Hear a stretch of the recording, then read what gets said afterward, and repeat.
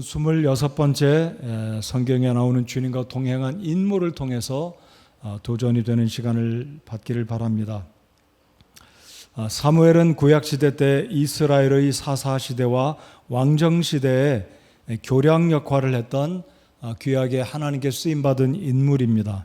사사시대 하면 무엇이 생각납니까? 사실 사사라는 말, 이 단어는 제가 잠시 후에 말씀드리겠지만 요즘에 젊은이들이 잘 쓰지 않는 말이기도 하고 무슨 말인지 이게 선뜻 이해가 잘 안 가는 말입니다. 그래서 사사시대 그러면 여호수아와 갈렙이 가나안 정복을 끝마치고 땅의 분배를 마치고 이제 가나안 땅에 정착해서 드디어 이스라엘이 이제 가나안 족속들과 함께 살아가는 그 시대를 쉽게 말씀드리면 사사시대다라고 말씀을 드립니다.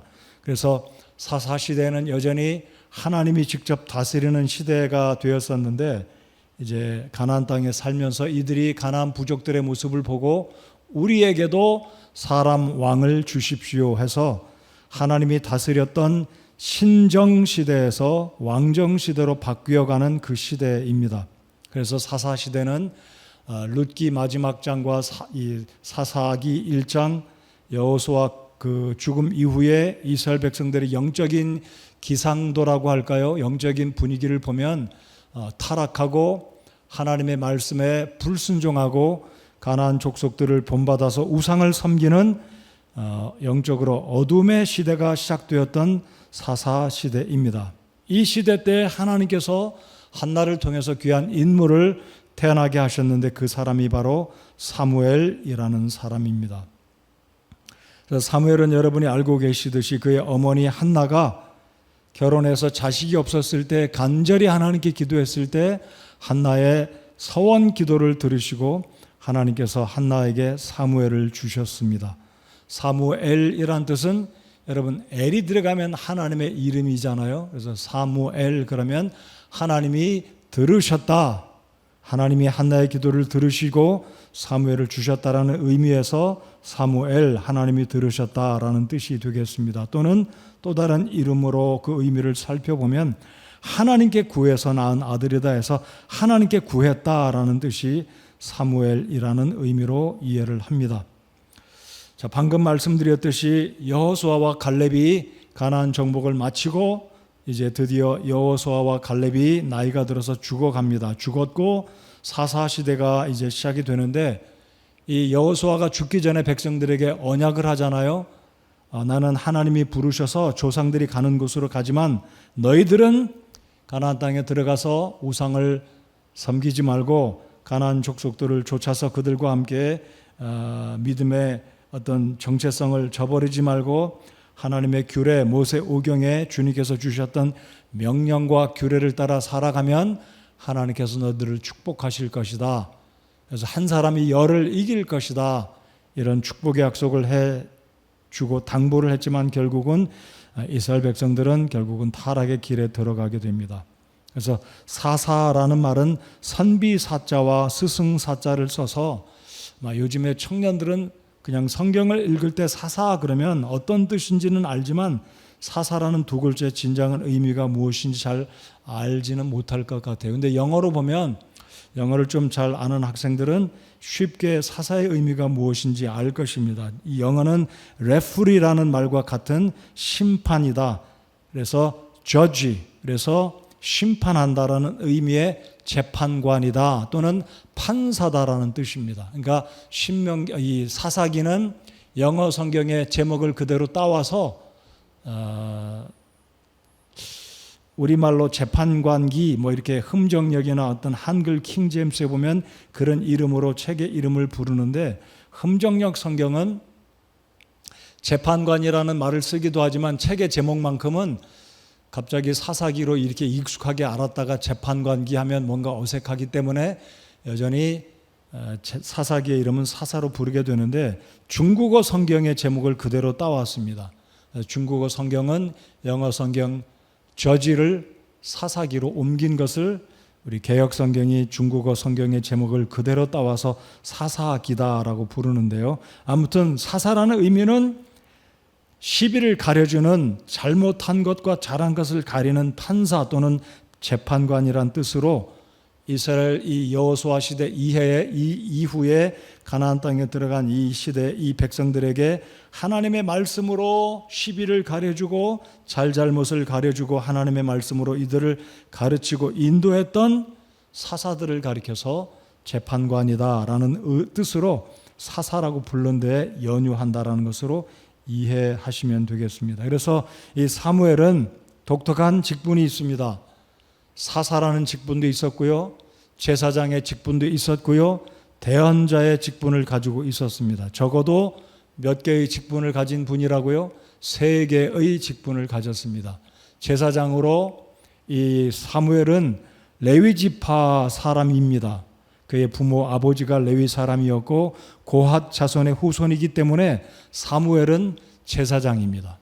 그래서 제사를 드리기도 했고 하나님 말씀을 받아서 백성들에게 가르치고 증거해 주는, 그래서 백성들의 잘잘못을 책망하고 하나님의 교훈으로 백성들에게 영적으로 이끌어갔던 사사 재판관이기도 했습니다. 그리고 하나님 말씀을 듣고 전해주는 대언자이기도 했습니다. 그래서 오늘은 이 사무엘을 통해서 하나님과 동행했던, 주님과 동행했던 사무엘이 어떤 삶을 살았는지 사무엘의 일생을 통해 저와 여러분의 오늘 이 시대에 주님과 동행하는 삶의 큰 도전과 교훈이 되는 시간이 되기를 바랍니다. 자, 그러면 첫 번째로 사무엘은 이미 말씀드린 것처럼 3가지 직분이 있었는데요. 첫 번째는 사무엘은 대언자로 쓰임 받았습니다. 대언자. 자, 3장 19절로 21절을 저희들이 읽었습니다. 자, 19절 말씀을 보시면 사무엘이 자라매 주께서 그와 함께 하셔서 그의 말들 중 하나도 땅에 떨어지지 아니하게 하시니라.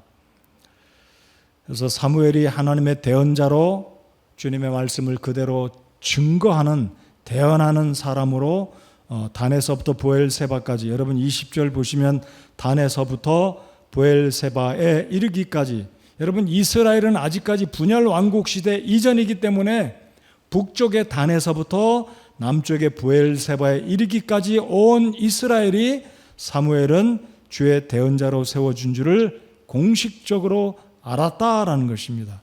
그래서 사무엘이 말씀을 증거할 때 이스라엘의 모든 남녀노소는 사무엘의 입술에서 증거되는 하나님 말씀을 존중하고 그 말씀에 따라 살았다라는 것입니다.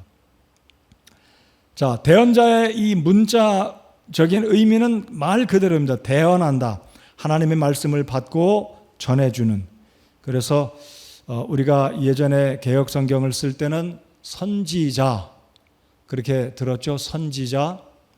그래서 선지자 또는 예언자 이런 단어보다는 더 정확한 뜻으로 대언자가 정확하게 성경 당시의 시대 하나님의 사람들의 그 직무를 잘 표현한 명칭이다라고 생각이 됩니다. 그래서 사무엘은 대언자로 살았습니다. 대언자는 여러분 어떤 의무와 책임이 있습니까? 내가 하고 싶은 말을 하는 게 아닙니다.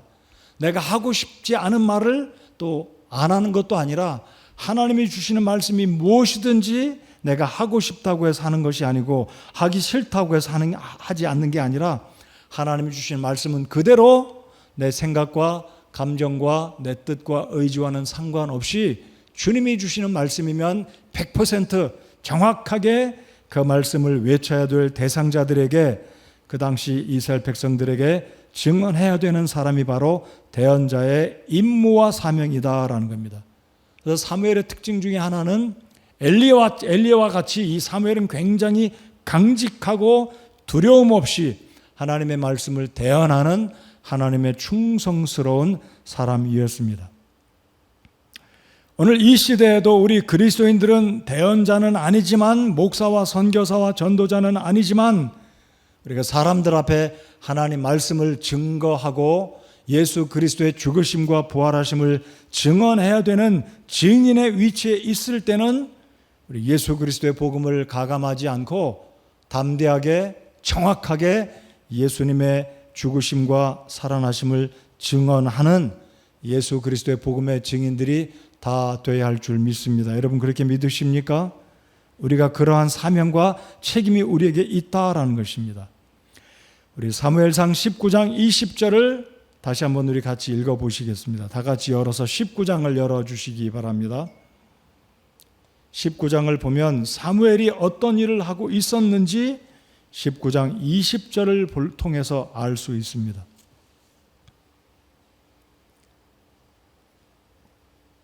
네, 뒤로 쭉 가셔서 19장 20절을 읽어보겠습니다. 자, 이제 때는 사울이 왕으로 등극해서 다윗을 죽이려고 이제 시간이 꽤 흘렀죠. 자, 19장 20절을 다 같이 읽겠습니다. 시작. 사울이 다윗을 잡으려고 사자들을 보내었는데 그들이 대언자들의 무리가 대언하는 것과 사무엘이 임명을 받아 그들을 다스리는 자로 선 것을 볼 때에 하나님의 영께서 사울의 사자들에게 임하심에 그들도 대언을 하니라.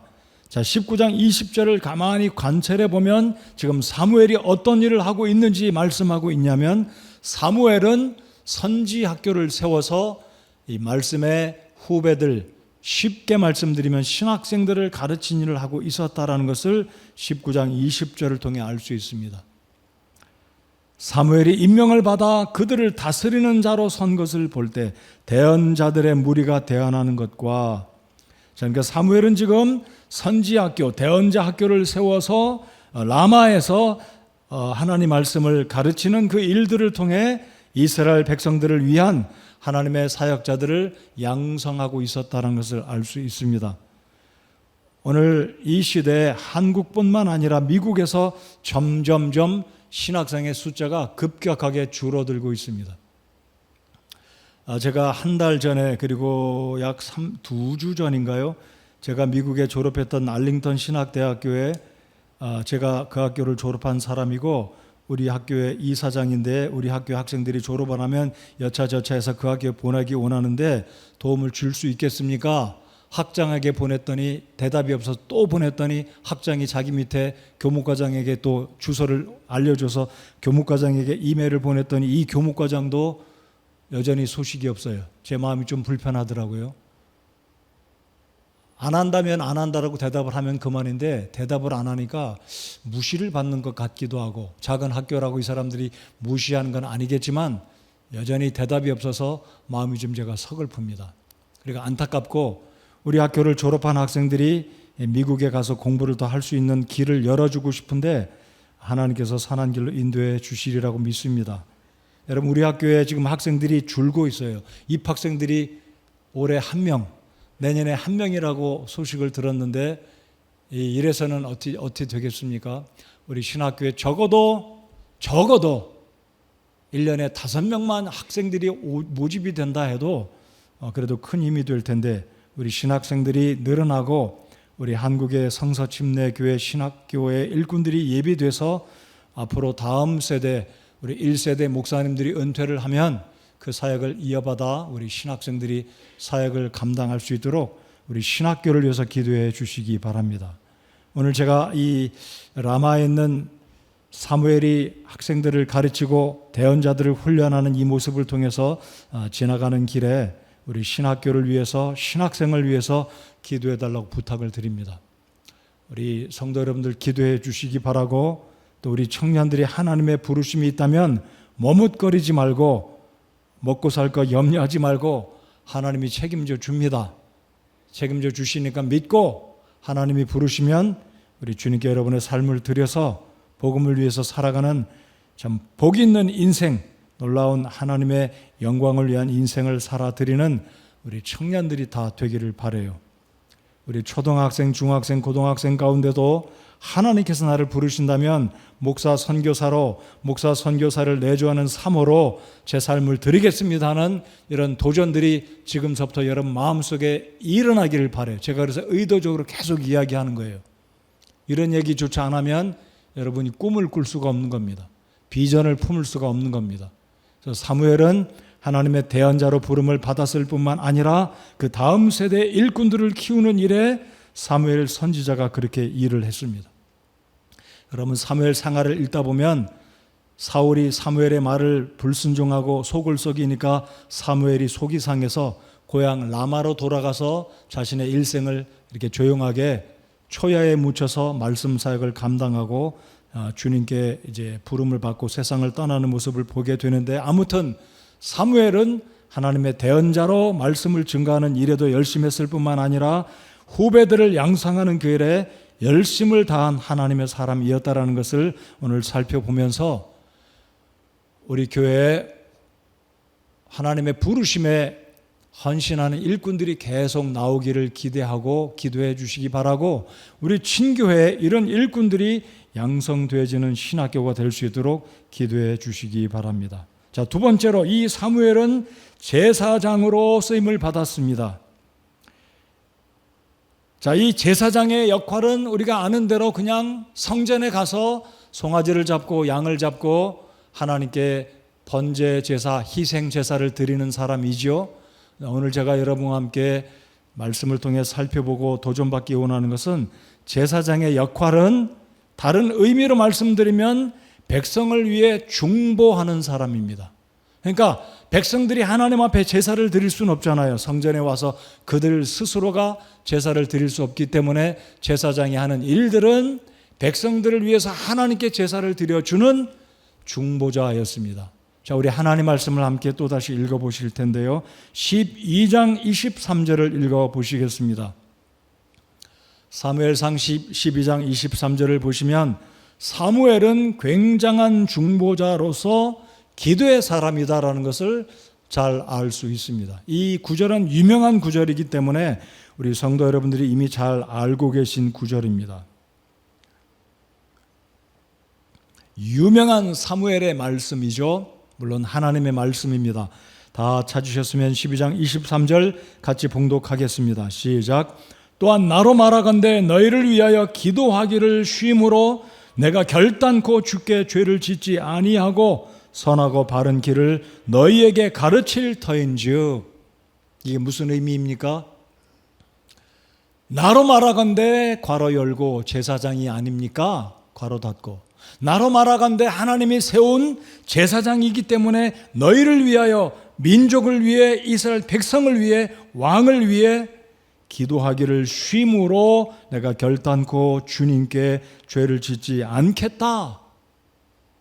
자, 그러니까 제사장이 중보하는 일을 멈추면 그것이 하나님 앞에 죄라는 것입니다.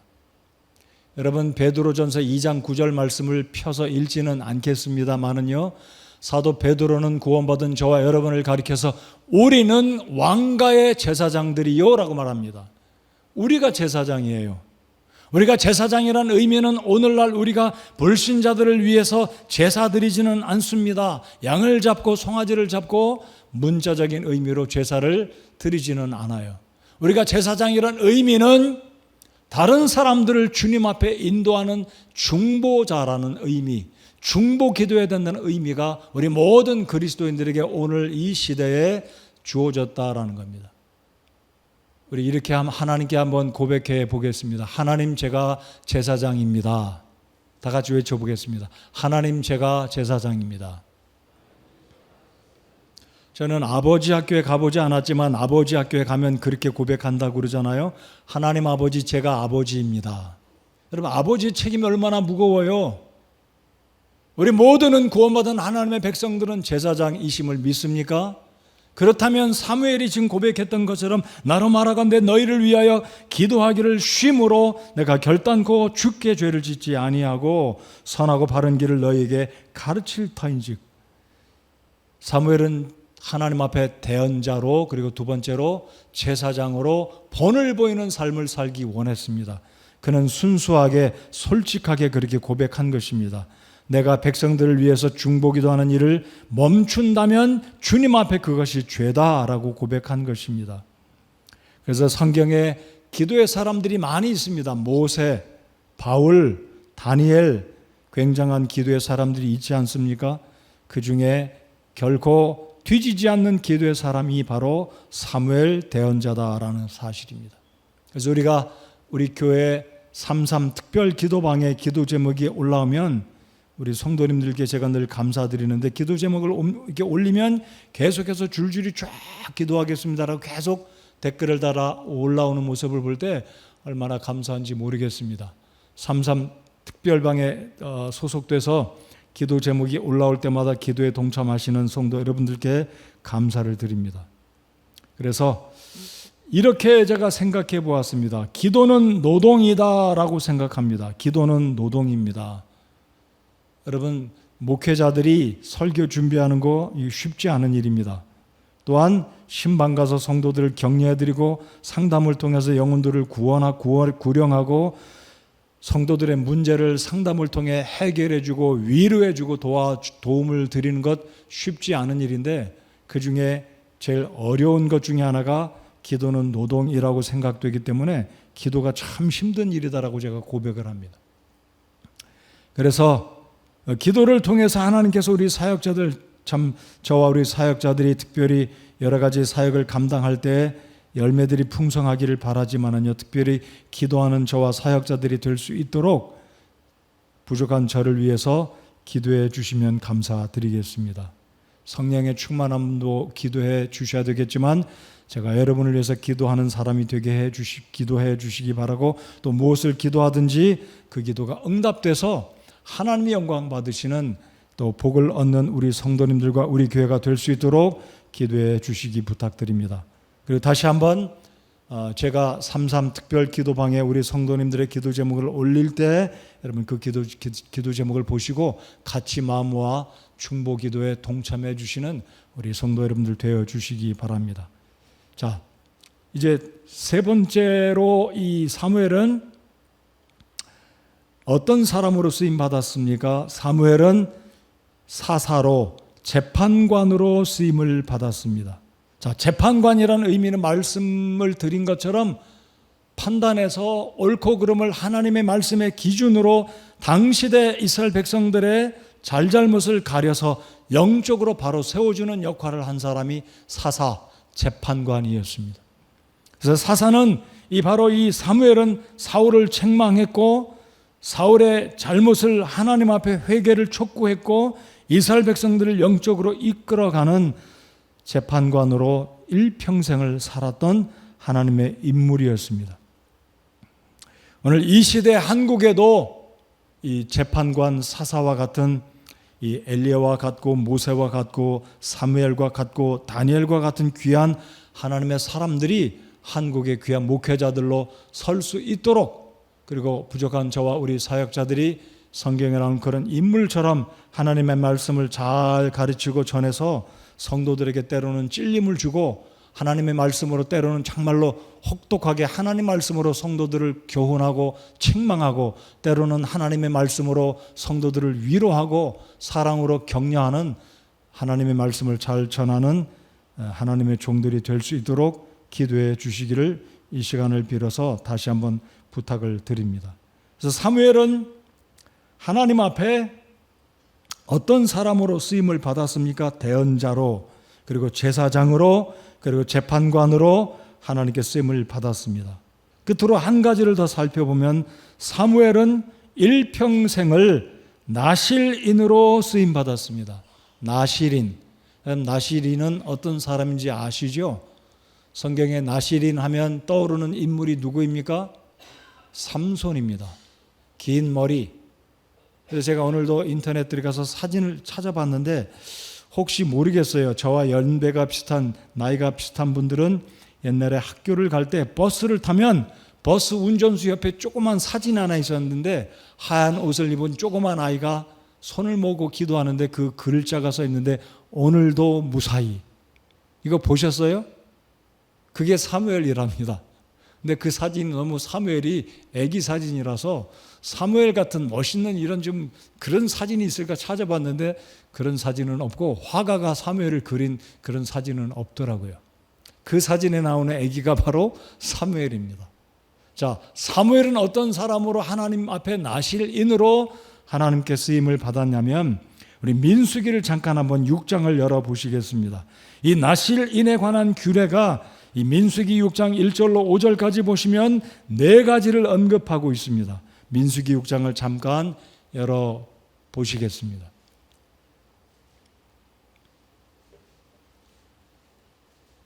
자, 6장 1절로 5절에 보시면 하나님은 이 모세 오경에 나실인으로 하나님께 드려진 사람은 어떻게 살아야 되는지 나실인의 규례를 말씀하십니다. 첫 번째, 2절을 보면 하나님께 전적으로 성별되게 드려진 사람으로 살아야 한다. 전적으로 성별된 사람으로 성별된 삶으로 살아야 되는 사람이 나실인으로 구별되어져서 드려야 되는. 그러니까 성별되어 드려졌다는 말은요, 자기 개인의 직업을 갖지 말아야 됩니다. 전적으로 하나님의 일을 위해, 말씀을 위해서 백성을 구원하는 일에 삼손처럼 하나님의 뜻을 위해 삶을 드려져서 구별된 삶을 살아야 되는. 두 번째, 독주나 포도주를 마시지 말아야 합니다. 술은 일절 금하는, 오늘 이 시대 그리스도인들도 술은 먹지 말아야 되지 않습니까? 이 술에 대한 언급은 제가 더 자세하게 하지는 않겠습니다. 세 번째, 나실인은 머리를 깎으면 안 돼요. 삭도를 머리에 대지 말라. 그러니까 늙어 죽을 때까지 긴 머리로 살아야 됩니다. 이게 나실인의 규례다라는 거죠. 그러니까 머리가 얼마나 길겠습니까? 여러분 가끔 가다 보면 기네스북 같은 데 보면 머리가 뭐 3m, 4m, 5m, 7m 이런 뭐 여인들의 긴 머리가 나오잖아요. 일평생 머리를 남자들도 안 깎고 산다면 얼마나 길겠습니까? 상상은 여러분 나름대로 해보십시오. 얼마나 머리가 길겠습니까? 일평생 삭도를 머리에 대지 말아야 된다. 네 번째, 5절에서 6절을 보면 죽은 시체를 가까이 하지 말고 접촉하지 말아야 된다. 그러니까 죽은 사람 사체는 일절 가까이 하지 말아야 되는 게 나실인의 규례입니다. 이 의미들은 무엇일까요? 영적으로 정결하고 성별된 삶을, 부정한 것을 만지지 않고 온 몸과 마음과 정신과 영적으로 통틀어서 전인적인 삶으로 하나님을 위해서 살아드리는 사람이 나실인이었습니다. 자, 그러면 제가 여쭤보겠습니다. 사무엘은 자기가 원해서 나실인이 됐을까요? 아니었습니다. 사무엘은 자신의 의지와 결정과는 상관이 없었어요. 왜입니까? 그의 어머니가 그렇게 기도를 드렸어요. 여러분 사무엘기 1장을 보면 한나가 무자했기 때문에 하나님 앞에 가서 남편을 따라 성전에 가서 기도할 때면 간절히 기도하는데 하나님이 한나의 기도를 들어주시는데, 한나가 뭐라고 서원 기도를 합니까? 하나님, 제 기도를 들어주시고 자식을 주시면 제가 그 아이를 하나님께 일평생 나실인으로 드리겠습니다. 서원을 해버렸어요. 그런데 한나가 태어났어요. 한나가 태어난 게 아니고 누가 태어나요? 사무엘이 태어납니다. 그리고 여러분 사무엘기 1장을 보면 사무엘이 젖을 뗄 무렵에 어렸을 때부터 하나님께 서원했기 때문에 사무엘을 하나님께 바칩니다. 자, 그러니까 사무엘은 자기가 원해가지고 하나님 저 멋지게 대언자로 일생을 나실인으로 살겠습니다, 이런 게 아니었어요. 자, 여기서 우리가 교훈을 얻어야 될 게, 우리가 도전을 받아야 될 게 뭐냐면요, 간혹가다 우리 성도님들 가운데 이렇게 기도를 드린 분이 계세요. 제가 적어도 2분을 알고 있습니다. 아들을 낳아서 하나님 아들을 주시면 제가 그 아들을 하나님의 종으로 드리겠습니다, 기도한 분이 있는데 둘 다 목사가 된 우리 교회 아들들이 있어요. 아마 누군지 여러분 아시는 분도 계실 거예요.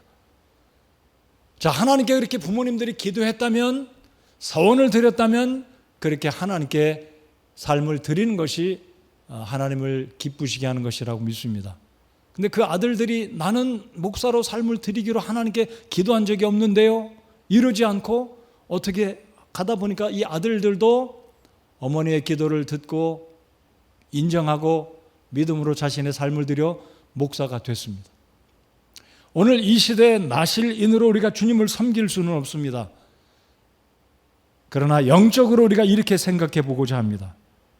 나의 부모님이 우리의 자녀들을, 혹시 나를 우리 부모님이 오래전에 내 생명을, 내 삶을 하나님께 드리기로 기도해서 내가 태어났다면 그것은 하나님의 뜻으로 인정하고, 어머니의 기도, 아버지의 기도가 없었다면 나는 본래부터 이 세상에 없는 인물이다라고 생각하고 부모님의 기도에 부합해서 그 기도를 응답하는 측면에서 내 삶을 드리는 것이 나실인으로 살아가는 것은 아니지만 그것이 하나님 앞에 옳고 하나님을 기쁘시게 해드리는 것이다라고 저는 생각합니다. 자, 그러면 오늘 이 시대에 우리는 나실인으로 이방인 그리스도인이기 때문에 나실인으로 우리의 삶을 드리지는 않아도 되지만 영적인 측면에서 우리 또한 성별된 영적인 나실인으로 우리의 삶을 드려서 살아갈 필요는 있다. 그렇게 살아가면 우리 주님이 얼마나 기뻐하실까 생각해 보았습니다. 자, 나실인, 하나님께 구별된, 그래서 우리의 몸과 마음을 구별해서 죄짓지 아니하고 세속에 물들지 아니하고 그렇다고 머리를 일평생 기르라는 이야기는 아닙니다. 잘 적용하셔야 되겠죠. 영적으로 그래서 하나님을 기쁘시게 하는 주의 일꾼으로 우리의 삶을 드리고 헌신되어서 삶을 드린다면 얼마나 하나님께서 기뻐하시겠고 영광을 받으실까 도전해 보는 이 말씀이 되기를 바라서 사무엘은 일평생 나실인으로 자신의 의지와 상관없이 자신의 뜻과 계획은 아니었지만 어머니가 그렇게 나실인으로 아들을 드렸을 때 어렸을 때부터 이 사무엘은 4살 전후로 성전에 가서 살면서 엘리를 돕고 하나님의 부르심을 받고 사무엘기 3장쯤 보면 드디어 사무엘이 3장 10절에 보면 어렸을 때 하나님의 부름을 받습니다. 어렸을 때부터 사무엘은 하나님의 부름을 받고 일평생 어머니의 기도가 자연스럽게 응답이 되어서 사무엘은 나실인으로 제사장으로 대언자로 그렇게 일생을 하나님께 구별된 삶을 들여서 주님과 동행하는 우리의 본이 되는 인물로 살아갔습니다. 자, 신약 성경에서 이 사무엘에 대해서 언급한 3곳이 있습니다. 사도행전 3장 24절, 사도행전 13장 20절, 그리고 히브리서 11장 32절을 보면 공통적으로 이 신약 성경의 기자들 베드로와 바울 사도와 히브리서 기자는 사무엘을 대언자로 인정했다라는 것입니다. 자, 그러니까 신약 성경 3곳은 사무엘을 구약 성경에 하나님이 세우신 대언자로 인정하고 있다라는 것입니다. 그래서 오늘 이 저녁에 우리들이 사무엘의 삶을 통해 사무엘은 제사장으로 대언자로 나실인으로 일평생을 하나님께 삶을 들여서 이스라엘 백성들을 진리로 인도하고 사울 왕을 기름 부어 세웠고 다윗 왕을 기름 부어 세웠고 영적으로 어두웠고 우상을 숭배했던 이 사사시대 때 이 사무엘 대언자는 하나님의 말씀으로 백성들을 이끌어가는 판관, 재판관으로 이스라엘 백성들에게 영적인 일침을 주고 하나님 말씀으로 올바르게 인도했던 하나님의 사역자로 하나님과 동행한 일꾼으로 살아간 하나님의 사람이었습니다. 자, 이제 말씀을 끝맺겠습니다. 사무엘은 누구를 예표하는 인물과 같습니까? 바로 예수님을 예표하는 인물이다라고 우리가 볼 수 있습니다. 왜입니까? 예수님은 기름 부음 받은 사람으로 제사장이시자 대언자이시자 왕이셨기 때문에 바로 사무엘 선지자, 사무엘 대언자는 제사장으로 대언자로 당시에 하나님의 말씀을 증거하는 귀한 인물로 쓰임받았기 때문에 사무엘은 바로 예수 그리스도를 상징적으로 우리에게 보여주는 귀한 인물이다라는 것입니다. 여러분, 사무엘이 그랬듯이 예수님은 신약시대 때 이스라엘 땅에 오셔서 제사장으로 그리고 대언자로 그리고 왕으로 당시의 바리새인들과 서기관들과 제사장들의 허물과 외식된 부분들을 책망하셨고 하나님의 말씀을 선포하셨고 하나님 말씀을 가르쳐 주셨고 우리를 위해서 중보기도 하셨고 지금 또한 하나님의 보좌 우편에서 지금도 저와 여러분을 위해서 중보기도 해 주시는 우리의 대제사장이 되십니다. 그래서 오늘 이 시대에 우리가 이 시대를 살아가며 우리가 목사로 선교사로 또는 구약시대 때 이미 지나간 시대 대언자와 같은 인물들로 신약시대 때 사도와 같은 인물들로 부름받을 수는 없지만 예수님의 제자로서 우리가 이 세상을 위한 중보자로 예수 그리스도의 죽으심과 부활을 증언해야 되는 예수님의 복음의 증인으로 그리고 우리 주님께서 말씀하셨듯이 세상의 빛과 소금으로 살라는 이 막중한 사명을 우리 주님이 주셨듯이 이 시대에 우리는 이러한 측면으로 사무엘의 생애를 바라보면서 주님과 동행하는 삶을 살아가는 저와 여러분 모두가 되어야 할 것입니다. 오늘 이 시대에 저와 여러분이 소금과 빛의 역할을 감당한다면 우리가 사무엘과 같은 역할을 대언자는 아니지만 구약시대 때 제사장과 같은 사람은 아니지만 우리가 그와 같은 측면에서 주님께 쓰임받을 수 있는 인물로 하나님의 뜻을 이루어 드릴 수 있다라고 믿습니다. 우리 성경 한 구절을 펴서 읽고 기도함으로 오늘 저녁 예배를 마치겠습니다. 아까 제가 언급해 드렸던 베드로 전서 2장 9절 말씀을 한번 펴서 함께 읽겠습니다. 신약 성경 355페이지입니다.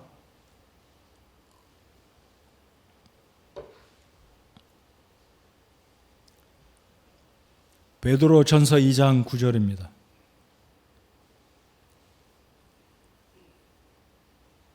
다 같이 9절을 찾으셨으면 같이 읽겠습니다. 시작.